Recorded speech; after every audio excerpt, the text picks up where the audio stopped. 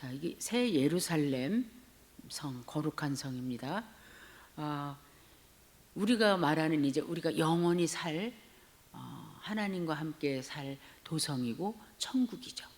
성도들이 살 수 있는 천국인데, 이제 오늘은 보면 지난주는 이렇게 사도 요한이 하늘에서 예루살렘 성이 신부같이 단장된 성이 내려오는 것만 봤었는데, 오늘은 아주 자세히 이제 그 천사가 이 요한을 높은 산으로 데리고 와서 그 예루살렘 성을 겉도 자세히 보게 하고 또 안도 보게 하고 특징이 뭔가도 다 보여줍니다.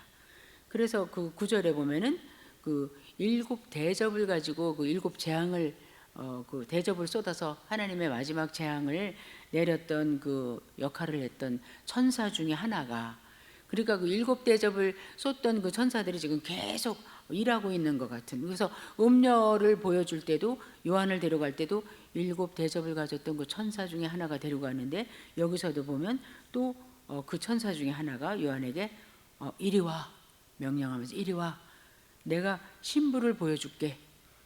근데 그 신부는 어린 양의 아내야. 그러면서 그냥 이제 결혼식의 그 신부가 아니라 이미 아내예요. 아주 성숙한 관계를 가진 아내의 모습이죠. 그래서 성령이 이 요한을 이끌고, 그러니까 몸이 같이 간 게 아니라 그 에스겔도 그러했고, 이게 선지자들이 하나님께서 환상으로 데리고 가시고 성령으로 인도해 갔을 때 몸은 여기 있는데 정말 비전을 보는 거죠. 환상을 보고 성령으로 요한이 그 높은 산에 이제 올라갔어요. 10절에 보면 거기서 보니까 정말로 너무 높아가지고 크고 높은 산이에요. 그래서 이 나중에 우리가 보면 알지만 이 예루살렘 성이 너무너무 크거든요. 크기가 너무너무 커서 밑에서 보면 정말 뭐가 내려오는구나 하지만 자세히 볼 수가 없는데, 그게 다 보일 수 있도록 높은 산으로 데리고 가서 다 보여준 거예요. 마치 우리가 뭐 북한산에 무슨 인수봉이나 꼭대기 올라가면 서울 시내가 쫙 보이듯이, 우리가 옆에 가면 저 건물 뒤에 건물도 안 보이는데 그러듯이 이제 요한이 성령에 이끌려서 그 천사에 이끌려서 올라가서 보니 거룩한 성 예루살렘을 이제 봤어요. 자, 11절에 보면 우리 성경에는 하나님의 영광이 있음에 이랬는데, 그 원어나 영어 성경에 보면 이렇게 돼 있어요.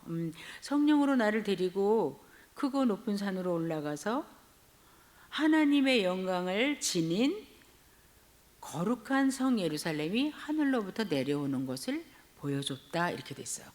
그래서 이건 이제 무슨 말이냐, 우리가 11절에 따로 있으니까 이게 연결이 안 돼서 제가 말씀드리는데, 하나님으로부터 하늘에서 거룩한 성 예루살렘이 내려오는데 그 성 자체가 하나님의 영광으로 가득 찼었다는 거예요. 하나님의 영광을 품은 채로 내려오고 있었다는 거예요, 그 성이. 근데 아까 그 천사가 말하기를 신부를 보여줄게 그랬는데, 신부가 어떤 사람 모양이나 무체가 아니라 신부를 보여준다 그랬는데 성읍이 내려오는 거예요.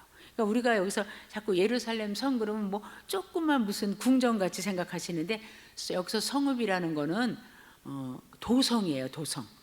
우리 말하면 옛날에 한양 도성 그러면 남대문, 서대문, 동대문 있어갖고 그 안에 이렇게 막 수많은 그 주민들이 다 살듯이 그런 도성인데, 22장에 가면 이 도성은 얼마나 큰지 그 가운데 정원이 가득 차 있고 강물이 흐르고 그러는 아주 큰 성이에요. 우리가 예루살렘 성 그러면 무슨 조그만 서울시, 뭐 도쿄시 이렇게 생각하시지 않고 정말 큰 성입니다. 그래서 이 성을 보기 위해서 이제 산 꼭대기로 올라가서 본 거예요. 그래서 봤더니 이제 예루살렘 성의 외형적인 모양을 우선 요한이 뭔지 모르지만 자기 눈에 보이는 대로 자기는 표현하는 거예요. 근데 그 성에 하나님의 영광을 품고 내려오는데 그 영광이 얼마나 빛났는지, 그 빛이 지극히 귀한 보석같이 맑았더라 그랬어요. 근데 하나님의 영광 하면 우리가 구약에서도 보면 하나님의 영광이 가득하면 뭘로 나타나요? 뭐 구름이나, 그죠? 아니면 뭐 불 가운데서 이렇게 해서 하나님의 영광이 특별히 제일 많이 나타나는 데가 우리가 시내산에서도 봤지만 지성소, 그죠? 지성소에서 제사장이 1년에 한번 대제사장이 들어가서 하나님과 만나고 할 때 하나님의 영광이 거기 임하시는 거잖아요. 그래서 하나님의 영광이라는 뜻은 쉬운 말로 하면 하나님이 거기 계시다는 거예요. 그래서 이제 히브리어로 이게 아주 흔하게 쓰이는 세키나라는 말이 있는데 하나님의 거처다. 그러니까 여기서만 봐도 우리가 예루살렘 성이 내려오는데 천사가 이걸 신부라고 했어. 어린 양의 신부라고 했어. 그럼 우리는 너무 잘 알아요. 우리 성도님들은 어린 양의 신부면 우린데, 성도들인데, 근데 어린 양의 신부를 보여준다는데 성이 내려왔어? 근데 거기에 하나님의 영광이 함께한다. 하나님이 거기 거주하신다고? 이제 이렇게 우리가 생각할 수 있어요. 그런데 그 성이 이렇게 내려오면서 얼마나 영광 가운데 있고 빛이 찬란했어요. 그래서 요한이 보기에는 정말 가장 빛나는 그 당시에 있는 그 보석이 생각났어요. 어떻게 표현할 수는 없었고, 그리고 나서 외형을 계속 우리에게 소개를 해줘요. 그리고 도성이 크게 있는데 그 도성을 둘러싼 성벽이 있었어요. 12절에 보면 크고 높은 성곽이 있었다. 근데 학자들이 여기 아까 성곽을 재면 144규빗이라고 그러잖아요. 그럼 우리가 한 규빗이 45cm 정도라고 하면은 144규빗이면 한 60m 정도라고 생각하면 되는데, 성벽이 60m 두께라 그러면 상상을 해보세요. 성벽이. 자, 그런 벽인데, 그 성벽인데 어떻게 있었냐면 문이 12개가 있었어요. 성벽이 쭉 둘러 있는데 문이 12개가 있고 그 12문 위에 이름들이 써 있어요. 누구 이름 써 있냐면 이스라엘의 12지파래요. 근데 뭐 르우벤이냐 유다냐 뭐 베냐민이냐 이렇게 써 있진 않고 그냥 대표적으로 이스라엘 자손의 12지파, 머리에다 상상을 해보세요. 성벽이 이렇게 두꺼운 성벽이 쭉 그 큰 도성을 둘러쌌는데 문이 12개가 있어요. 근데 그 문마다 이스라엘 12지파 이름이 써 있어요. 그런데 그 문이 한쪽에만 12개가 있다든지 뭐 이런 게 아니라 사면으로 동쪽에 3개, 서쪽에 3개, 남쪽에 3개, 북쪽에 3개 골고루 문이 있었어요. 자, 그 다음에는 또 보니까 그 성곽 밑에 기초돌 큰 기초석이 12개가 있었는데, 벽을 받치고 있었는데 그 기초석 위에는 또 어린 양의 12사도의 12이름이 또 기록되어 있었어요. 그러니까 그 예루살렘 그 성읍에 들어가기 전에 이제 이 문들을 통해서 들어가는데, 그 문들을 대표하고 그 벽을 지탱하고 있는 그 기초석이 누구로 지금 기록이 되어 있냐면 구약의 12지파와 신약의 예수님의 12제자, 사도. 그러니까 여기도 또 이름을 안 썼어요. 그러니까 사람들이 뭐라냐면 사도 바울도 사도다. 그죠? 그래서 12명을 이름을 여기다 쓰면 누구를 뺄 것인가? 베드로를 뺄 것인가? 뭐 마띠아를 뺄 것인가? 그렇잖아요. 그래서 여기도 대표로 쓴 거예요. 그래서 여기가 이게 무슨 뜻이냐면 예루살렘 성읍, 거기는 이제 구원받은 자만 들어가는 데고 하나님이 함께 하시는 데고 이 예수님의 신부되는 성도들이 영원히 사는 그 곳이에요. 신부들 자체, 이 무리 교회 성도들이 가득 모인 그 무리들도 신부가 되고 성이 되지만 또 그들이 하나님과 함께 거하는 장소를 의미하기도 해서 이중적 의미를 갖고 있는데, 이 성에 들어간다든지 이 성이 존재할 수 있었던 것은 누가 기초가 됐었는가? 물론 진짜 기초석 모퉁이 돌은 예수님인데, 그 예수님의 하나님의 그 구원 사역에서 정말 기본이 돼가지고 많은 사람이 이 예루살렘 성에, 천국에 들어오도록 통로가 됐던 사람들이 누군가? 그는 구약에서는 구약의 언약 백성이에요. 그러니까 그 당시에 그들이 아무리 잘못됐던 잘했던 하나님께서 만민 가운데 이스라엘을 언약 백성으로 삼으신 거예요. 그래서 이스라엘을 통해서 이방인이 하나님은 저렇게 하시는구나, 하나님은 저렇게 행동하시는구나, 심지어 이스라엘이 잘못했을 때는 저렇게 벌을 주시는구나, 이스라엘을 또 저렇게 복 주시고 인도하시는구나, 그런 걸 통해서 우리들이 믿는 신은 가짜구나, 저기는 진짜 신이구나, 정말 우리가 그 다리오 왕이나 느부갓네살 왕처럼 그렇게 알 수 있도록 하나님께서 통로로 대표적으로 구약 시대에 옛 언약 백성을 세워진 백성이 누구냐면 이스라엘 사람들인 거예요. 그래서 그 백성, 그러니까 구약의 성도들이죠. 구약의 성도들을 대표해서 12지파라 이름은 안 쓰고, 그 다음에 신약에서는 이제 예수님이 새 언약을 주시려고 오셨잖아요. 그리고 옛날 언약을 다 이루시려고 오셨는데, 오셔가지고 12제자를 택하시고 주님께서 십자가 지시고 부활하시고 승천하시면서 이 주님의 제자들에게 모든 것을 다 맡기신 거예요. 대명령을 하셨잖아요. 위임령을 하셨잖아요. 그래서 너희는 모든 나라에 가서 그들에게 가르치고 세례주고 또 지키게 하고 예수님의 제자를 만들어라. 그래서 하나님의 나라를 확장하는 통로가 되라고 하셨는데, 여기에서 또 그 사람들이 그러면 여기서 그러면 12사도만인가? 아니고 12사도로부터 배우고 12사도의 그 가르침의 기초 위에서 세워진 교회, 이 교회와 구약시대에는 이스라엘 백성, 택한 백성을 통해서 하나님은 지금도 계속 이 새 예루살렘, 영원한 하늘나라에 계속 사람들을 부르시고 들여보내시고 하는데 통로가 되는 사람들이었다는 거죠. 지금도 마찬가지고, 지금 현대 이 땅에 남아있는 교회, 우리를 포함해서 교회가 어떻게 하든지 많은 사람들을, 안 믿는 사람, 이방의 사람들, 만국의 사람들을 하나님께로 인도할 때 이 사람들 또한 새 예루살렘에 들어가서 신부 중에 한 명으로 주님을 맞이하고 또 하나님과 함께 거처를 할 수 있는 그런 사람들이 되는 거예요.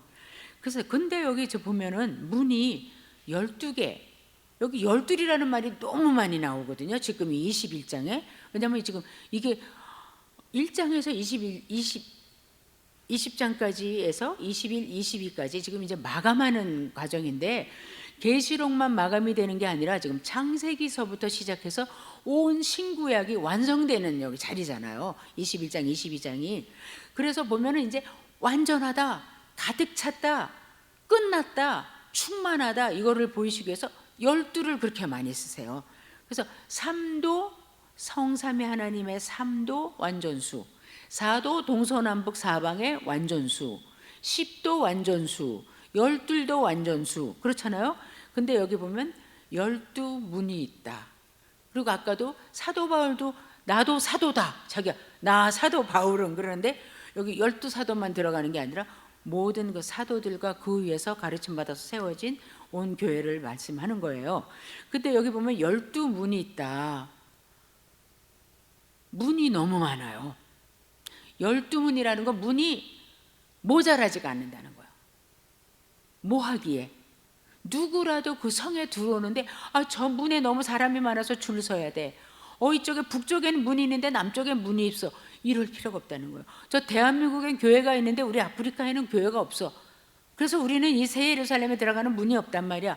이럴 필요가 없도록 이 성벽에는 문이 12개나 있는데, 그것도 동서남북 동일하게 3개씩 3개씩 3개씩 하나님께서 이 문을 만들어 놓으셨다는 거예요. 그래서 얼마든지 원하면 하나님은 누구든지 초청하시는데 거기에 응답하고 응해서 들어오는 자는 나는 들어가고 싶었는데 못 들어갔어, 이런 말을 할 수 없을 정도로 이 새 예루살렘에 이 문이 열려 있어요. 근데 그 문이 얼마나 큰지 몰라요. 왜냐하면 성벽이 이렇게 크고, 그 다음에 이제 나중에 보시지만 성이 어마어마해서 숫자가 계산이 안 나와요. 물론 상징이지만. 자, 그래서 그렇게 했고, 그래서 이제 사도 요한이 그 외양 모양을 봤어요. 하나님의 영광에 가득 찼는데 하늘에서 내려오는 성이고, 그 이스라엘 사람들이 여기 예루살렘에 뭐 제3의 성전을 짓느냐, 지금도 그 같은 자리를 가지고 모스크가 자기네 성지다, 무슬림에서. 아니 또 유다인들은 우리가 여기다가 저 모스크를 부시고 우리가 또 마지막 성전을 지어야 된다 이러는데, 그게 아니라 진짜 마지막에 거룩한 성 새 예루살렘은 하늘에서 내려오는 거예요. 땅에 있는 데서 지어지는 게 아니라 하늘에서 하나님의 구원받은 성도들이 하나님과 함께 거하는 그것이 바로 새 예루살렘인데, 그것을 보고 이제 성벽이 저 넓은 성읍을 다 둘러쌌는데 문도 참 많다, 문도 크고, 구약의 그 언약 백성과 신약의 그 언약 백성의 기초가 되는 사도들과 교회의 이름이 다 있구나. 그때 이제 15절에 보면 그 말하던 천사가 금으로 된 갈대, 금갈대로 된 이게 청량이죠. 아마 45cm인지 모르지. 그거를 가지고 딱 가서 성하고 문하고 그 성벽을 측량을 하겠다고 딱 나타났어요. 그래서 이제 요한은 그냥 보는 거죠. 환상이니까. 근데 이제 측량을 하니까 이제 이 사이즈가 나오는데, 아까 보면 동쪽에 3개, 서쪽에 3개, 각 방향에 3개씩 문이 12개라 그랬잖아요. 그러면 우리가 둥글어 가지고 어디다 문을 만드나 이럴 수 있지만 네모 반듯하다는 거예요.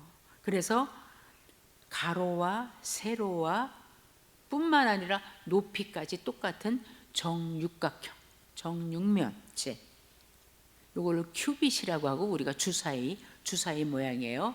그런 모양의 새 예루살렘 성이었어요. 자, 다 똑같았어요. 그런데 다 똑같은데 가로 세로 높이가 1만 2천 스타디온이라 그랬어요. 1만 2천 스타디온은 얼마냐면 약 2,400km예요. 2,400km. 그럼 우리 서울에서 도쿄까지가 1,200km. 서울에서 도쿄. 뉴욕에서 텍사스의 휴스턴까지가 2,400. 런던에서 그리스의 아테네까지가 2,400. 근데 가로 세로 높이가 그만한 성읍이에요. 너무너무 크잖아요. 근데 네모 반듯하다는 거예요. 재보니까 정육면체의 그러한 새 예루살렘 성읍이었다는 거예요. 어마어마하게 크죠. 이거는 정말 사이즈가 이렇다는 게 아니라 너무 커서 측량이 안 되니까 뭐예요? 이 세상에 80억이 또 앞서 죽은 사람들이 다, 앞으로 태어날 사람들이 다 들어가도 얼마든지 받아주실 수 있는 크고도 넓고도 정말 풍성한 그런 하늘나라라는 거예요.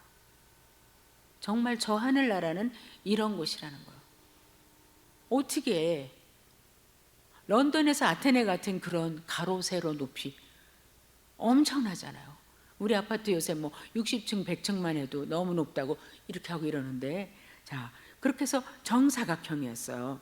근데 아까 말씀드린 대로 이 예루살렘 성은 하나님의 영광으로 가득 찼다. 다시 말하면 하나님이 거기 거하시는 곳이라고 했어요. 근데 네모 반듯한데 하나님이 거하시는 곳, 그러면 학자들이 10이면 9명이 뭐라 그러냐면 지성소다 그러는 거예요. 지성소. 여러분, 지성소가 뭐예요? 지성소. 성막이 있죠. 성막들이 있죠. 그 다음에 성소가 있잖아요. 성소 앞에서 짐승 잡아서 안에 또 들어가서 거기 보면 떡상도 있고 촛대도 있고 향불 튀는 그 성소가 있잖아요. 거기에 칸막이가 막혀가지고 들어가면 지성소인데, 거기는 대제사장이 1년에 한 번만 들어가서 하나님 얼굴을 뵙는 자는 대제사장 하나고, 하나님의 영광이 세키나가 가득 차는 곳은 그 지성소고, 하나님께서 이스라엘 백성을 만나 주실 때 대표적으로 만나 주시는 그 장소가 지성소인 거죠. 정육면체에 하나님의 영광이 가득하고, 그 앞에 성소에는 촛불도 있지만 그 지성소에 들어가면 깜깜한 절벽 같은 곳에 하나님의 영광만 빛나는 곳이 바로 지성소예요. 거기서는 하나님과 제사장이 만나는 곳이에요. 이스라엘을 대표해서 사람을 만나 주시는 그곳이 바로 지성소예요. 근데 열왕기상 6장 20절에 보시면, 보실까요 한번? 열왕기상 6장 20절. 솔로몬이 성전을 지었잖아요.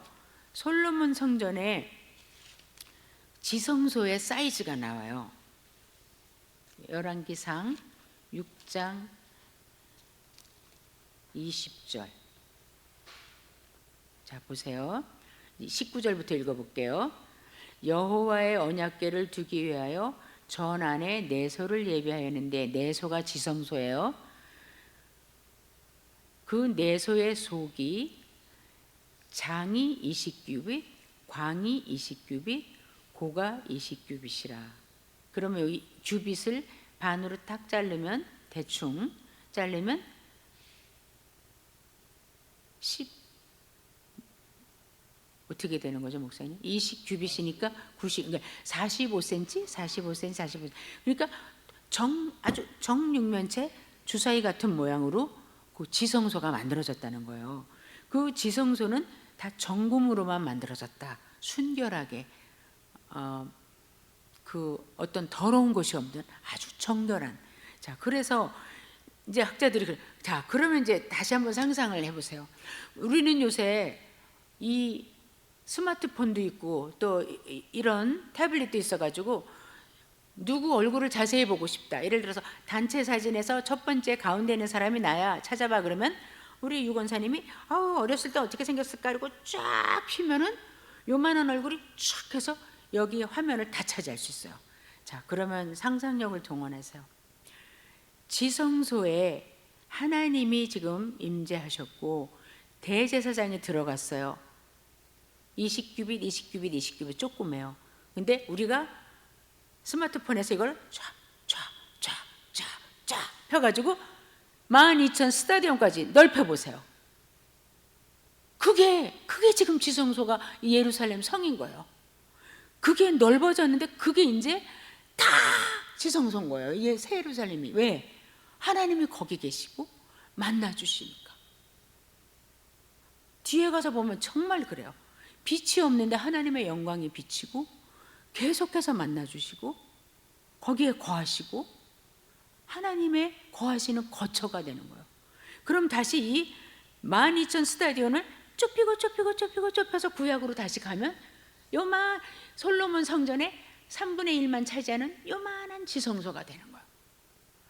근데 우리가 하나님 만나는 장소, 하나님을 만나려고 광야에 있을 때는 그 장막을 텐트를 져가지고 그 속에 들어가서 하나님을 만나게 우리가 막 텐트 앞에 줄 서가지고 양도 잡고 못도 하고 그랬었고, 솔로몬이 성전을 진다면은 웅장하고 멋있지만 오직 하나님을 만날 때는 그 조그만 깜깜한 방에 지성소 들어가서 정육각형의 그 지성소 들어가서 하나님을 만나고 하나님 말씀을 듣고 뜻을 깨닫고 그러는 건데, 그거를 그야말로 줌아웃을 해서 계속 크게 하면은 딱 보니까 그게 바로 그 안에 우리들이 너희는 거룩한 제사장이요 왕 같은 제사장이라고 하시잖아요. 우리가 어떻게 지성소를 들어가? 근데 그게 지성소인 거예요. 새 예루살렘이. 그리고 우리가 제사장이 필요가 없이 하나님 앞에 직접 나가서 기도하고 대화하고 하나님이 우리 눈물을 직접 닦아주시고 하는 곳이 새 예루살렘인 것이에요. 그래서 이 지성소를 통해서 하나님께서 계속 우리를 만나주신다는 것을 이렇게 알려주시다가 정말 모든 것이 완성되는 이 요한계시록 21장에 가서는 그 지성소에 이제 너희와 나가 영원히 살 것이다. 끊어지는 날이 없을 것이다. 누구든지 들어올 수 있도록 그 20규빗이 아니라 12,000 스타디온의 그 넓은 곳에 12문은 항상 열려 있어서 누구든지 들어와서 이 하나님의 복됨을 누릴 수 있는 곳이 이 새 예루살렘이다. 이게 지금 환상이잖아. 아직 안 이루어진 거잖아요. 우리 아직 여기 안 있잖아요. 환상이에요. 22장에서는 이제 사도 요한이 현실로 돌아와요. 다 보고 다시 현실로 돌아와서 주 예수여 어서 오시옵소서. 이거 다 봤는데 환상에서 나오니까 이제 이루어질 일이야. 아직 안 이루어졌어. 하나님의 나라가 우리 안에 있지만 이렇게까지는 안 이루어진 거죠 아직. 자, 그래서 이제 계속 측량을 해요. 측량을 해서 하고 그 다음에 성곽도 측량하니까 144규빗이라 12 곱하기 10이에요. 완전수 곱하기 완전. 우리가 14만 4천도 그게 진짜 신천지에서 말하는 것처럼 14만 4천 다음에 14만 4천 1명은 못 들어가, 이게 아니라 완전수 곱하기 완전 12 곱하기 12 곱하기 1000이 돼서 하나님의 나라에 얼마든지 하나님의 백성이 셀 수 없을 정도로 무한 들어간다. 그렇게 하나님의 백성이 많다는 걸 말씀하는데 여기서 지금 144규빗이에요. 그러면 이제 우리가 궁금해요.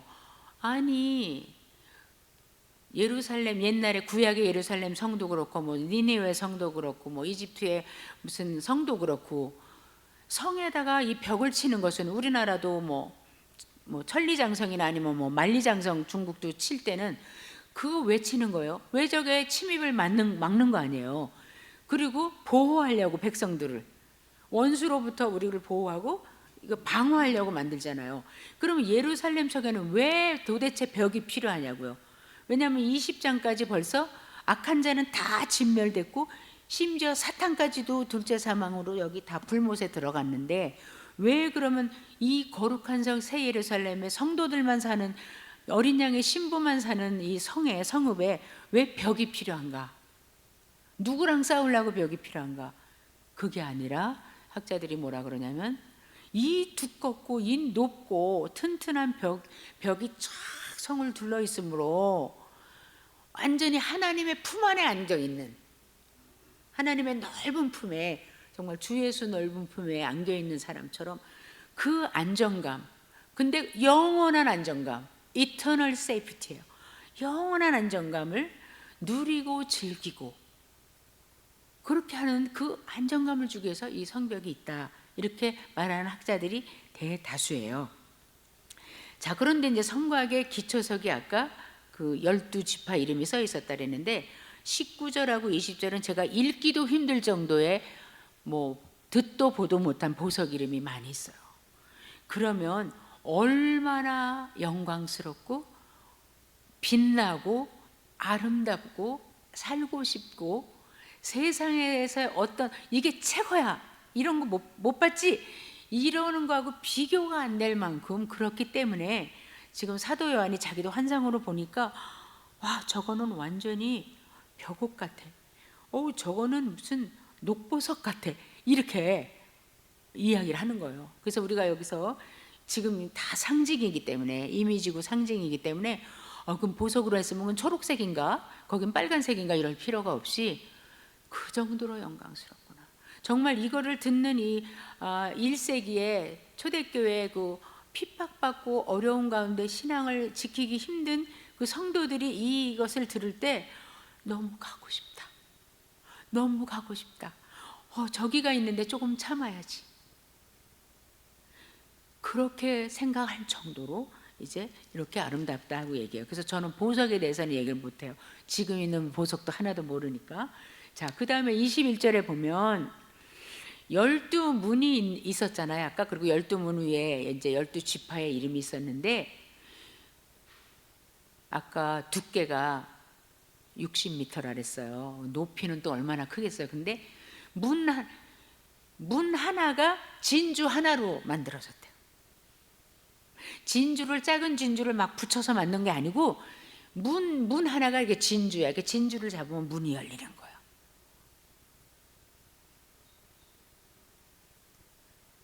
이것 또한 그렇게 풍성하고 아름다운 곳이라는 것을 말씀하려고 하는 거예요. 그래서 이제 이 사도 요한이 이렇게 보니까 성 앞에 길이 이렇게 나 있는 거예요. 문을 통해서 이렇게 들어가서 성벽으로 이렇게 통과하니까 성의 길이 쫙 나 있는데 길이 맑은 유리 같은 정금이었더라. 금보다 더 좋은 거는 없었잖아요. 그러니까 그 지성소, 성소, 그 성막 다 지을 때 하나님께 해당하는 것은 다 순금으로 다 녹여가지고 다 발랐잖아요. 입혔잖아요. 근데 여기는 금을 입힌 게 아니라 그냥 다 돌멩이가 다 금이라는 거예요. 그렇게 정결하고 순결하고 영광스럽고 귀하다는 거죠. 자, 그 다음에 이제 22절부터 사도 요한이 이제 그 성 안을 이렇게 봐요. 내부를 봐요. 내부를 보니까 없는 것이 있어요. 성 안에 없는 것이 없어야 되는데 없는 것이 있었어요. 세상에 있는데 여기는 없는 게 있었어요. 여기는 누구하고 누구가 같이 거처하는 곳이에요? 하나님과 하나님의 백성들이 같이 있는 곳이에요. 말하자면, 지금으로 말하면 그 도시는 완전히 기독교 도시야. 그렇게 생각할 수 있는. 미국에 지금도 그 암이라 그러나 이름을 또 잊어버렸네 잠깐. 그 18세기서부터 유지해온 그 교파 자기들 그대로 사는 사람도 있어요. 아미시 그 사람들이 지금도 그렇게 살고 있어요. 옷도 그대로, 전기불도 없이, 차도 안 타고, 뭐 기껏해야 마차나 타고 이러면서 사는 그 사람들이 있어요. 그러니까 거기는 벌써 그 동네 딱 들어가서 입구에 성문 안에 딱 들어가면 완전히 거룩한 도시예요. 우리가 그 전에 다녔던 학교 미시간 그랜드 레피드도 사람들이 뭐 미국의 예루살렘 같은 곳이라 했지만 지금은 어떤지 모르겠는데 그때는 참 그랬어요. 놀러 갈 데가 없었어요. 극장밖에. 그 정도로 거기도 참 아주 좋은 도시였고 크리스찬 라이크 도시였는데 이제 그 아미시 동네가 그래요. 그럼 거기는 가면 제가 크리스찬이 아니야 이럴 필요가 없는 거예요. 왜냐하면 그런 사람만 들어와서 사는 거니까. 그럼 여기 지금 새 예루살렘은 하나님이 예배 받으셔야 되고 예배를 하는 성도들만 사는 곳이에요. 그래서 하나님의 임재가 가득하고 영광이 가득하고 성도들은 그것을 즐기는 곳인데, 그래서 아까 그 성 전체가 지성소라 그랬잖아요. 하나님 만나고 경배하고 예배하는 곳이잖아요. 그런데 여기에 지성소 안에 지성소가 없는 거야. 교회가 없는 거예요. 성전 안에 성전이 없는 거예요. 새 예루살렘은 가서 여기 성전이 어딨지? 교회 어딨지? 어디 가서 예배드리지? 이럴 필요가 없다는 거예요. 왜냐하면 아까 그 아미시 그 마을처럼 입구서부터 저 끝까지 땅에서 하늘까지 뭐든지 만지는 것마다 지성소예요. 다 거룩하고 거룩한 사람만 왔어요. 하나님 따르는 사람만 왔고 하나님의 자녀들만 온 곳이에요. 그래서 여기서 너는 교회가 나는 안 갈게 이런 게 없는 거예요. 모두가 성도고 모두가 예수님의 신부고 모두가 하나님과 교제하고, 마치 에덴 동산에 성전이 있었어요, 없었어요? 성전 없어도 돼요. 왜냐하면 하나님께서 날이 어슬할 때 아담아 어디 있니? 그럼 아담이 하나님이 오시는 또 그 기척을 들어요. 그래서 하나님 오시니까 벌거벗었는데 그러고 숨잖아요. 에덴 동산에는 따로 나를 만나려면 요 조그만 조집으로 와라 내가 따로 지어놨으니까 그런 게 없는 거예요. 왜? 타락하기 전이니까. 하나님과 교제하는 것이니까. 근데 여기가 지금 새 예루살렘이 이렇게 줌 아웃 해가지고 지성소가 커진 곳이기 때문에 지성소 안에 또 지성소를 둘 필요가 없는 거예요. 그래서 요한이 자기도 보면서 깜짝 놀라는 거예요. 그러니까 여기다 쓴 거예요. 성 안을 보니까 아까 성벽은 그렇다고 그러고 성 안에 내가 들여다보니까 성전을 내가 보지 못하였으니. 왜 성전이 없지? 왜냐하면 자기가 설명해요. 왜냐하면 주 하나님 곧 전능하신 이와 및 어린 양이 그 성전이심이라. 우리 말은 주 하나님 곧 전능하신 이 그랬잖아요. 영어는 Lord God the Almighty. 주님 하나님 전능하신 분. 이거 하나씩만 써도 엄청난 말이에요. 그런데 주 하나님 곧 전능하신 이와 어린 양이 성전이야. 왜 그래요? 성전은 뭐 하는 데예요? 하나님 만나는 곳이잖아요. 성전은 하나님이 거하시는 곳이잖아요. 그러니까 하나님이 곧 성전인 거예요. 우리가 이 세상에 사니까 구별된 장소로 교회로 기도하러 오고 기도원으로 기도하러 가고 집에서도 자기 집에 어떤 기도처나 아니면 기도하는 내가 골방이 있어서 거기 기도하고 이렇게 우리가 좀 구별되게 하려고 하지만 여기는 어디를 가도 하나님의 임재하심이 있으니까 그 하나님이 여기 계신데 내가 굳이 성전을 어디 가? 거기가 성전이라는 거예요. 그 다음에 23절 보면 또 없는 게 있네. 요한이 보니까 또 없어요. 해도 없고 달도 없어. 도대체 뭘 광명체가 없네. 전기불은 당연히 없고 햇빛도 없고 달빛도 없고 별빛도 없어. 왜? 또 자기가 대답해요. 왜냐하면 하나님의 영광이 비추고 어린 양이 그 영광의 등불이 되기 때문에 필요가 없어. 예수님께서 변화산에서 변화하셨을 때 세 제자가 보니까 햇빛보다 더 밝았다. 그 옷의 광채가 해보다 더 밝았다. 그러니까 하나님의 그 빛이, 영광의 빛이 온 그 새 예루살렘 큰 넓고 크고 웅장한 곳을 다 밝히니까 이런 불이 아무것도 필요가 없는 거예요. 우리가 낮에 불이 햇빛이 환하면 얘 키나만 하잖아요. 그러니까 사도 요한이 보니까 하나님의 영광이 얼마나 충만한지 해와 달이 여기 있을 필요가 없어. 광명체가 하나도 없다. 그러니까 어느 정도인지 우리가 알 수 있잖아요. 하나님의 영광이 얼마나 충만하신지. 자, 그런데 24절부터 26절까지는 또 이제 그 시제가 바뀌어요. 동사에. 여기 23절까지는 사도 요한이 이렇게 본대로 말하는 거예요. 햇빛이 없네. 성전이 없네. 근데 하나님의 빛이, 영광의 빛이 훨씬 빛나네. 그래, 하나님은 여기나 계시고 백성들이 어린 양과 같이 있고 하나님이 눈물 닦아주시고 그러니까 무슨 성전이 필요하겠어. 그러네. 그리고 그대로 이제 기록해 주는 거예요, 우리에게. 근데 24절부터 26절은 미래 동사예요. 만국이, 세상의 모든 나라죠, 그 빛 가운데로 다닐 것이고 앞으로 그렇게 된다는 거예요. 땅의 왕들이 자기 영광을 가지고 그 새 예루살렘에 들어올 것이다, 이렇게 말했어요. 25절에 성문들은 낮에 도무지 닫지 아니하리니 거기는 밤이 없음이라. 잠깐 얘기한 다음에 26절에 다시 사람들이 만국의 영광과 존귀를 가지고 그 성 그리로 들어올 것이다. 앞으로 그렇게 온다는 거예요. 새 예루살렘, 여기 성이 지금 계속 들어올 것이라는 거예요, 만국에서. 그럼 우리가 20장까지 볼 때 세상의 왕들은 다 누구 편이었어요? 어린 양과 그 성도들을 대적하기 위해서 세상의 왕들이 누구한테 붙었었어요? 사탄에게, 거짓 선지자에게, 짐승에게. 그런데 계속 제가 여러 번 말씀드리잖아요. 1장에서 20장까지 가도록 막 벌만 주시고 심판하시는 것 같지만 두 가지 하나님의 목적이 거기 숨어 있다 그랬죠. 그래서 요즘같이 비만이 올 때 막 먹구름이 오다가 바람 싹 불어서 먹구름 살짝 없어지면 태양이 광채가 쫙 비치듯이 어두운 것 같은 그 내용 중에 두 가지 목적의 광채가 비치는 것이 내용이 있다 그랬어요. 하나는 성도들에게 믿음을 지켜라, 너희는 내가 붙잡는다, 너희는 복되다.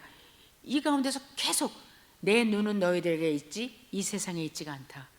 운동장에서 10,000명이 뛴다고 해도 나는 내 아들을 쳐다보지 딴 애들을 보지 않는다. 나는 너희들에게 눈이가 있다. 이거를 계속 그 구름 가운데 찬란한 햇빛같이 보여주시고, 두 번째는 하나님은 온 세상을 초청하시는 분이기 때문에 계속 우리가 아주 예로 들 수 있는 그 세 천사가 나타나서 복음을 전했을 때도 너희가 하나님께 나와라, 회개해라, 복음을 믿어라, 죽지 말아라, 살아라, 이게 계속 회개를 외치시잖아요. 기회를 주시고. 근데 그러한 이제 20장까지 열방이 다 시편 2편처럼 열방이 다 사탄과 거짓 선지자와 그 적그리스도 짐승에게 속고 또 그 어떤 그 압력과 권세에 밀려가지고 한편이 돼서 예수님을 대적하고 교회를 대적하다가 다 망하고 불못에 들어가고 백보자 심판에서 심판을 받았는데, 그 가운데 그 구름 가운데서의 광채같이 비치는 회개의 외침, 초청에 응답한 사람들이, 남은 자들이 만국으로 들어오는 거예요. 이들이 들어오는 거예요. 근데 이들이 들어올 때 그 역할을 누가 하는가?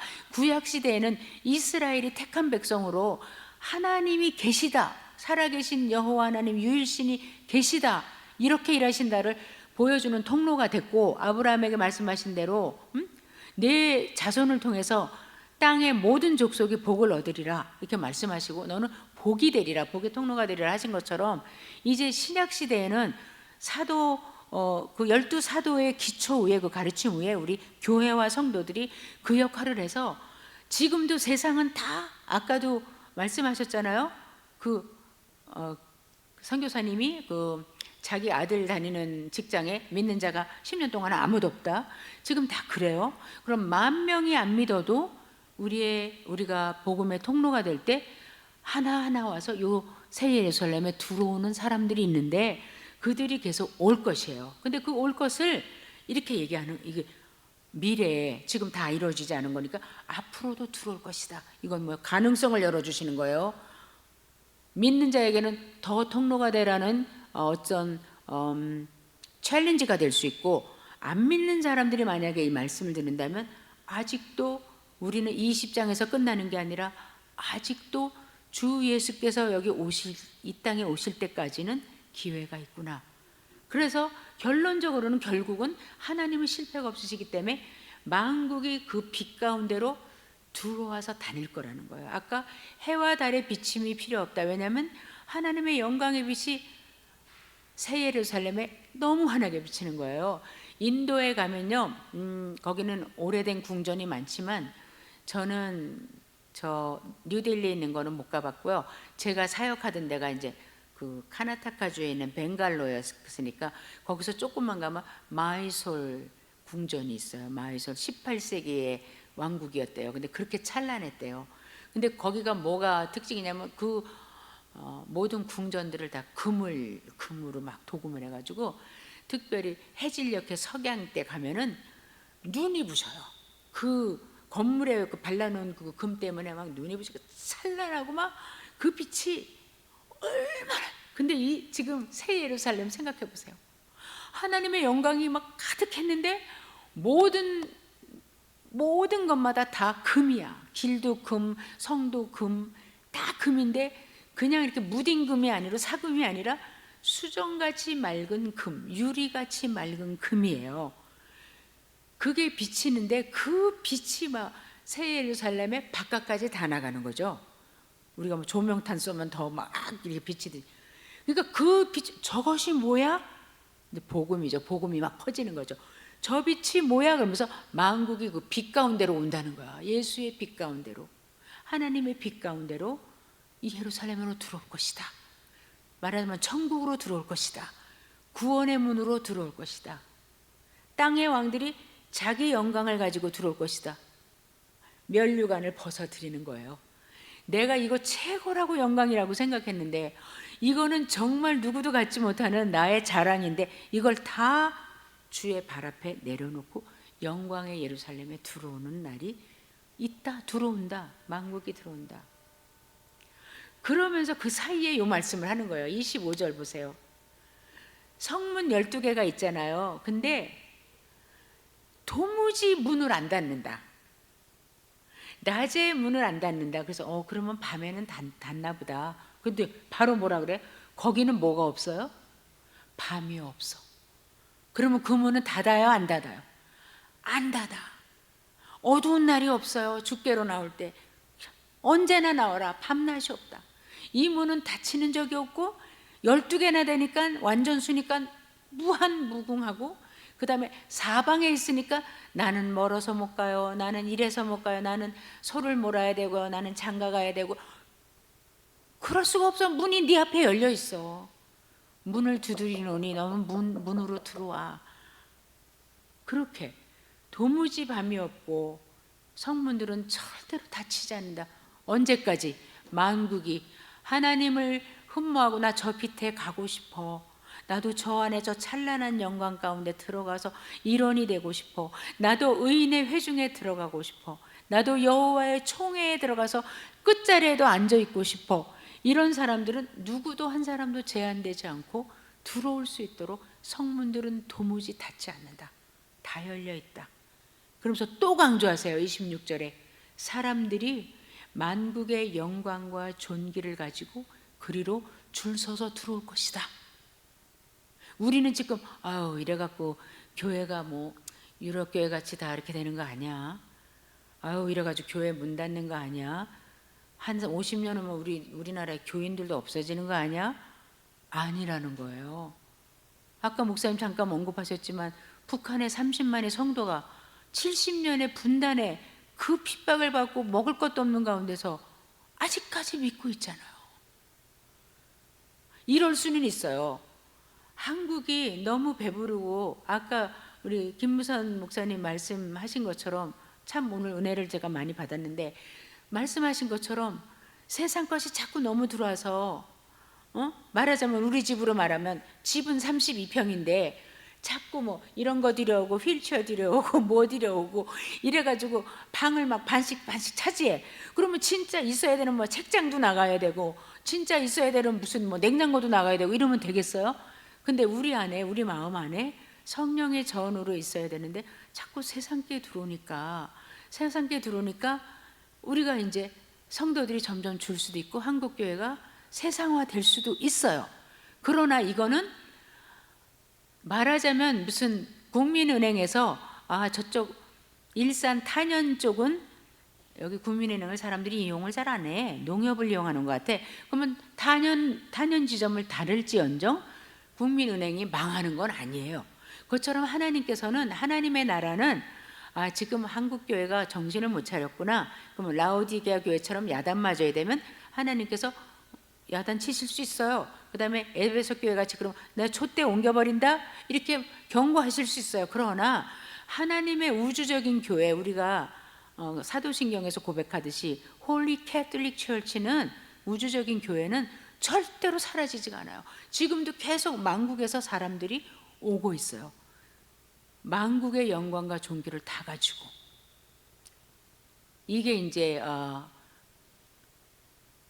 학자들 중에 제가 다녔던 트리니티 교수이신 그 오스반 교수님이 쓴 주석에 보면 그분이 이렇게 설명을 하셨어요. 고대 나라, 이스라엘도 그랬지만 고대 나라에서는 전쟁을 하면은 이겼다. 로마도 그랬고요. 전쟁에서 이겼다 그러면 제일 대장이 앞에 있고 그다음에 그 부하들이 쫙 오는데 뒤에는 뭐가 딸려오냐면 포로들, 노예들, 전리품. 그래서 한번 다윗도 전쟁하고 오면 막 전리품이 막 태산같이 쌓이잖아요.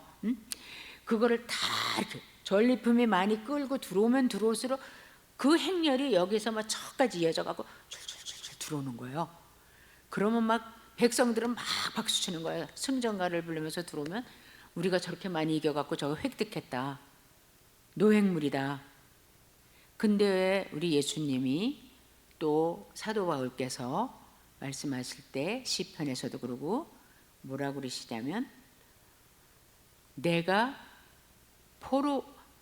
사로잡은 자들을 사로잡아서 이렇게 데리고 오는데 꼭 포로를 데리고 오는 것 같이 데려오는데 그게 바로 구원받은 사람들이에요. 잘 들으세요.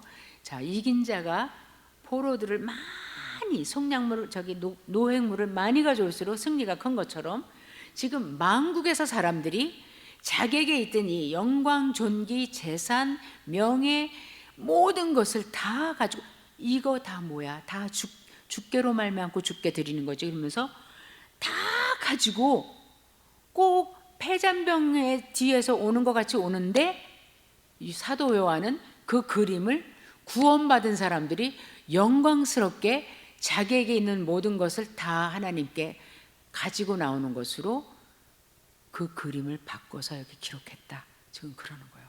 그래서 어쨌든 이 하나님께서 사탄의 나라와 하나님의 나라와의 전쟁에서 다 물리치시고 이제 이 포획물을 가져오듯이 구원받은 자들을 만국에서 이렇게 계속 들어올 수 있도록 하겠다. 그들이 들어올 것이다. 자, 이렇게 말씀을 해요. 사도 요한 말씀하는데 중요한 거 이게 이제 마지막인데 27절에 우리 성경에는 유감스럽게도 앞에 접속사가 빠졌어요. 그러나 헬라어로는 카이가 있어요. 그러나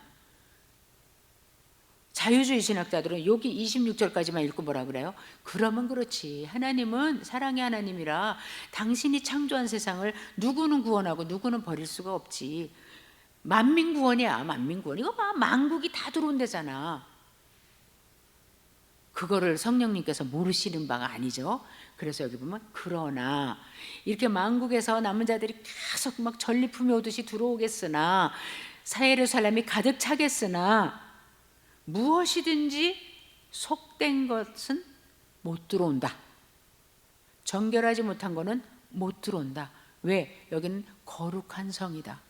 거룩한 하나님의 집이다. 거룩한 무리들 성도들이 사는 곳이다. 누구든지 거룩하지 못하고 정결하지 못하고 속되고 임퓨어한 것들은 들어오지 못해. 딱 말씀하시는 거예요. 가증한 일 하는 자들, 요 가증한 일은 특별히 우상 앞에 절하고, 우상 앞에 절하고, 거짓말하는 자, 그렇게 안 살아도 돼. 니골라당, 이세벨 여선지자, 그 믿지도 않는 유대인들이 교회에 들어와서 속삭거리던 그런 말들, 그러한 자들, 또 그런 거를 따르던 지금도 7교회 안에 있는 교회 안에서 성도라고 하면서 여기 있는데 저 새 예루살렘에 이 지상의 교회에 다니면 저기까지 직행으로 갈 것 같지? 아니야. 여기 있을 때 속되다든지 가증하다든지 거짓말하고 거짓을 따른다든지 하는 자는 결코 그리로 들어가지 못한다. 지금 이 뒤편에 가서 새 예루살렘과 천국의 그 영광스러움, 나 저기 정말 가고 싶어. 사도 바울처럼 나는 몸을 떠나서 저기 가는 게 소원이야. 그러나 내가 교회를 위해서, 교회 유익을 위해서 내가 살아야지. 그럴 마음이 막 우리 모두에게 들어올 정도로. 그런데 그때마다 하세요. 찾아보세요. 이거 찾아보고서 마치기로 하겠습니다. 21장 7절 8절 보겠어요. 21장 7절 8절. 여기 두 부류의 사람이 나와요. 우리 같이 한번 읽을게요. 내용 생각하면서. 7절 8절 21장 시작. 이기는 자는 이것들을 유업으로 얻으리라. 나는 저의 하나님이 되고 그는 내 아들이 되리라. 그러나 두려워하는 자들과 믿지 아니하는 자들과 흉악한 자들과 살인자들과 행음자들과 술객들과 우상숭배자들과 모든 거짓말하는 자들은 불과 유황으로 타는 못에 참여하리니 이것이 둘째 사망이다. 그러니까 7절을 보면 너무 영광스럽잖아요. 이기는 자, 하나님의 말씀을 받고 끝까지 인내하고 끝까지 따르고 예수의 증인으로 사는 사람들이 이기는 자인데, 이 사람들은 이 위에 생명수 샘물, 눈물을 닦아주시는 거, 영광스러운 예루살렘을 다 유업으로, 상속으로 준다. 너희는 나의 아들이다. 아까 김문선 목사님 자기는 여기가 너무 좋다고 그래. 아들이라는 말씀이 너무 좋다고 아까 그랬어요. 자, 아들이라 그러는데 8절 맨 앞에 너무도 강하게 볼드체로 그러나 여기 결코 못 들어오는 사람이 있어. 다 들어오는 게 아니에요. 결코 못 들어오는 사람이 있어. 이것도 지금 주님의 광채의 내용이에요. 하나는 끝까지 이겨라. 두려워하지 마. 끝까지 믿어. 저들을 따르지 마. 인내해라. 성도들의 인내가 여기 있다 하시는 거고, 8절에서는 중간에 서 있는 사람, 이 사람들 정신 차려라. 붙잡아라. 지금 그러시는 거예요. 자, 그리고 두 번째 건 우리가 읽었고 또 세 번째 한번 보겠어요. 22장, 이제 다음에 또 하겠지만 내용만 읽어볼게요. 22장 14절 15절 또 같이 읽는데 두 부류의 사람들의 시작. 그 두루마리를 빠는 자들은 복이 있으니 이는 저희가 생명나무에 나아가며 문들을 통하여 성에 들어갈 권세를 얻으려 함이로다. 자, 15절에 우리말에 없는데 또 그러나예요. 이것도 그러나 시작. 개들과 술객들과 행음자들과 살인자들과 우상숭배자들과 및 거짓말을 좋아하며 지어내는 자마다 성 밖에 있으리라. 못 들어온다는 거죠. 여기도 보세요. 그 두루마리를 빠는 자, 우리에게 입혀주신 구원의 옷을 더럽히지 말고 깨끗하게 계속 간직하는 자는 어떤 축복을 주시냐면 생명나무에 들어간다는 거예요. 에덴 동산에서 쫓겨났던 그 생명나무를 따먹고 영원히 사는, 왜냐하면 새 예루살렘은 영원히 사는 나라니까. 그리고 문을 통해서 정정당당히 12문 중에 하나를 통해서 예루살렘 성에 마음대로 들어갈 수 있는 권세를 얻게 할 것이다. 그러나 이러한 자는 성 밖에서 쫓겨나리라. 그래서 자유주의 그 신학자들이나 잘 못 믿는 사람들이 하나님이 사랑의 하나님이라며, 하나님은 사랑이라며, 기독교는 사랑하는데 어떻게 하나님이 그 영원히 타는 불못에다가 사람들을 집어넣을 수가 있어? 절대로 아니에요. 하나님은 문을 12문을 열어놓을 정도로 어서 오라 하시지만 하나님을 거역하고 하나님의 거룩함에 동참 안 하고 자기 길을 가고 정말 에덴 동산에서 내 멋대로 자기가 선악과를 따먹고 옳다고 했던 것처럼 하는 자들은 결코 새 예루살렘에 들어올 수가 없다. 그래서 새 예루살렘 성은 다시 정리하면 주님의 신부된 우리 교회, 이 땅에서 교회, 이 교회에 속해 있는 우리 몸된 교회가 거기 다 들어가 있는 그 자체가 예루살렘 성이고, 또 한 가지는 그 하나님과 우리가 같이 거주하는 장소. 그래서 예루살렘에 들어간다, 그거는 천국에 들어간다는 뜻이고 하나님의 나라에 들어간다는 뜻이고, 새 예루살렘에 들어올 수 있다는 건 너는 구원받는다 이런 뜻이에요. 가장 중요한 거 27절 맨 마지막에 뭐라 그랬어요? 이러한 자는 들어오지 못하되, 그러면 혹시라도 우리가 나 여기서 하나 걸리는 거 있다, 거짓말, 거룩하지 못한 거, 이럴 수 있잖아요. 그런데 맨 마지막에 뭐라냐면, 그러나 누구든지 어린 양의 생명책에 이름이 있으면 성에 들어가는 거예요. 생명책에 이름이 없으면 못 들어가는 거. 이건 무슨 뜻이에요? 예수 그리스도께서 십자가에서 피를 흘려서 구원의 역사를 마치셨는데 그 피를 믿는 자, 그래서 예수님께서 생명책에 우리의 이름을 기록해 놓은 자는, 그 사람들은 통과 빵순이에요. 빵순이. 아파트로 말하면 영순이에요. 조금 부족해도 그거는 성령께서 우리를 계속 갈 때까지 성화시켜 주시는데, 가장 중요한 거는 어린 양의 생명책에 이름이 있는가. 그럼 우리에게 질문, 너는 어린 양의 그 피를 믿는가? 끝까지 몸을, 그 믿음을 지키겠는가? 옷을 빨겠는가? 인내하겠는가? 조금 더 걸어가겠는가? 고지가 바로 저긴데 그 말씀이에요. 기도하겠습니다. 사랑의 아버지 하나님, 감사합니다. 우리의 궁극적인 모습, 하나님께서 우리를 위해서 준비해 놓으신 모든 영광스러운 것들이 무엇인지 오늘 저희들에게 말씀을 통해서 보여주신 것 감사합니다. 그뿐 아니라 지금 우리가 신앙생활 하는 동안에도 하나님께서 이러한 것들을 맛보게 하시고, 완전하지 않지만 하나님의 동행하심과 임재하심과 또 위로하심과 붙잡아 주심, 또 그 영광의 동참함을 경험하면서 살게 해주시는 것 감사합니다. 아버지 하나님, 이제 만국이 12지파와 또 12사도 위에 있는 교회를 통해서 성으로 다 들어오리라 하셨는데, 저희들은 이제 남은 날 동안 우리의 옷을 잘 빨고 믿음을 지키고 만국이 주 앞에 돌아올 수 있고 새 예루살렘에 더 많은 사람들이 가득 찰 수 있도록 통로 역할 잘하도록 주님 저희들을 붙잡아 주시고 사용해 주시옵소서. 예수님의 이름으로 기도하옵나이다. 아멘.